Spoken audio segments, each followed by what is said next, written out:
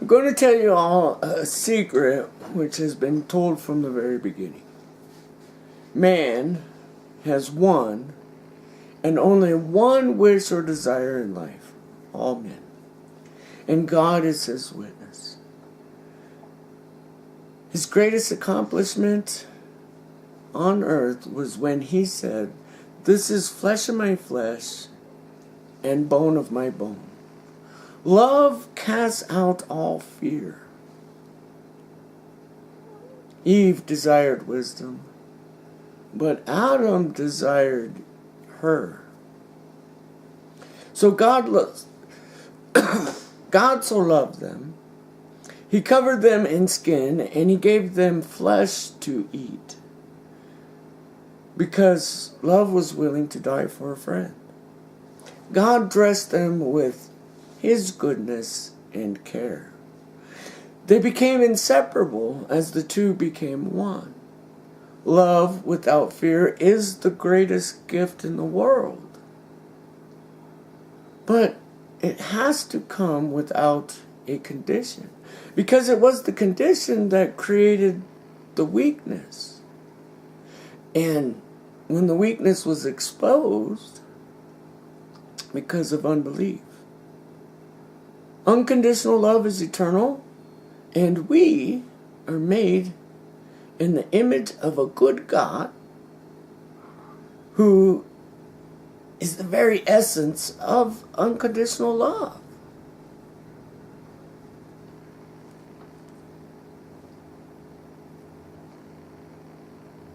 In order for unconditional love to exist, it must be without a condition. It was the condition that caused the great fall. And I guess that the last laugh is on the devil. Because he didn't believe God. Eve was deceived by the devil. And Adam knew he loved Eve without condition and was willing to die for her, not out of spite, but because she was flesh of his flesh and bone of his bone. True unconditional love can't live without its mate. Love will search the earth 10 times over, if need be. It seeks for a fine pearl or a hidden treasure, and when it finds it, love then sells everything it has to buy it. Wisdom knows right from wrong and doesn't need to be taught. Life without love is no life at all. It was through Adam and Eve God displayed his whole plan. Without love, we are totally bankrupt. Jesus has heard your prayers. He loves you very, very much. He stands at the door knocking. And God has really only given us one command. Trust me.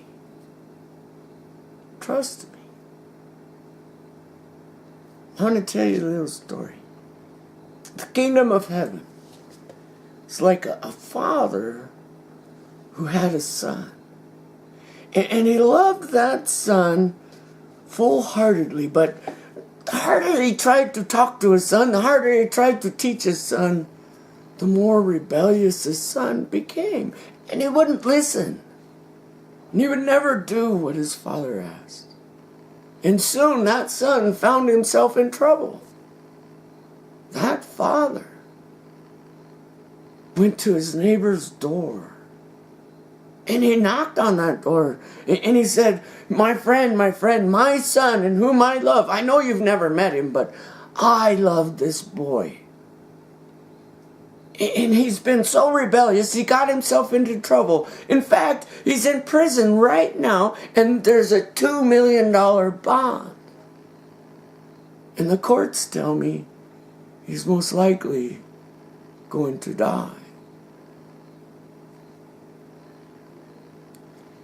Sir, they told me that I could see my son again, if I could just find someone else who was willing to give up their son to take his place. To take his place. Would you do that for me? And after I return with my son, I will repay you for what you have done.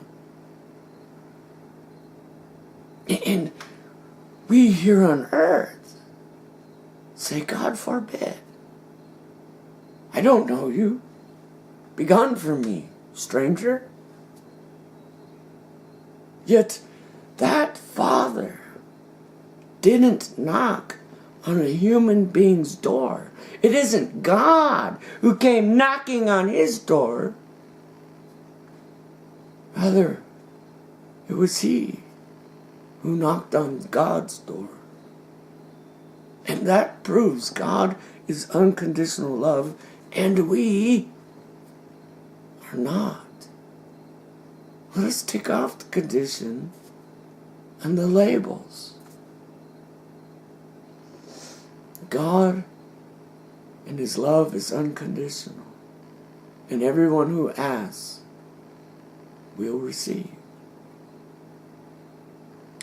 Just as Jesus said, God is greater than I.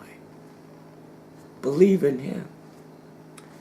What makes God greater than I?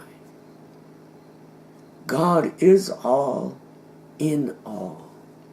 And he is spirit and has the ability to go where we cannot. Into the depths of the hearts and minds of all his children.